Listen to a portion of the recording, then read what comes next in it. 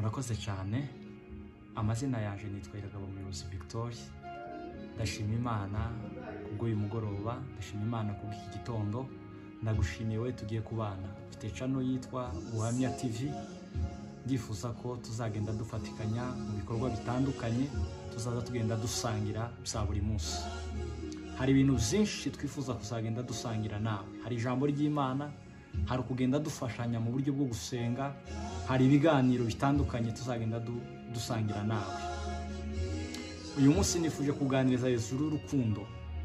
Urukundo rwacu uyu munsi abantu benshi bavuga urukundo ku kanwa. Hari ikiganiro nakoze hepfo ndi munganire hejuru y'urukundo. Urukundo ni imbuto ihera mu mutima. Urukundo ni umuhamagaro Yesu yaduhamagaye kugira abamwizeye. Urukundo nashatse kubaganiriza muri aya masaha nubwo kwera imbuto. Hari abantu benshi bakeneye urukundo rwawe. Hari abantu benshi bafite ibikomere mu mitima yabo. Baba barababajwe n'imiryango yabo, barababajwe n'ubuzima bisansemo, baba barababajwe n'inshuti. Ubu ngubu turi mu bihe byo kwibuka. Iyo turi mu bihe byo kwibuka, abantu bishwe bazira uko baremwe, nta kindi kiba gikenewe. Haba hakenewe kwiyubaka. Kwiyubaka rero ni ukwereka abantu urukundo.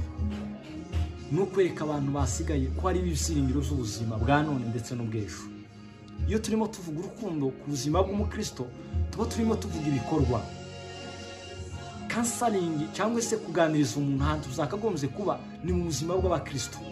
Rero umukristo wese urimo kuntegera aya masaha, igikenewe ni ukwegera abana b'Imana, ni ukwegera abantu batize, tukabaganiriza tukabereka urukundo. Cyo gituma Bibiliya ivuga ngo igihe kirageze ngo bigererwe mu mbuto.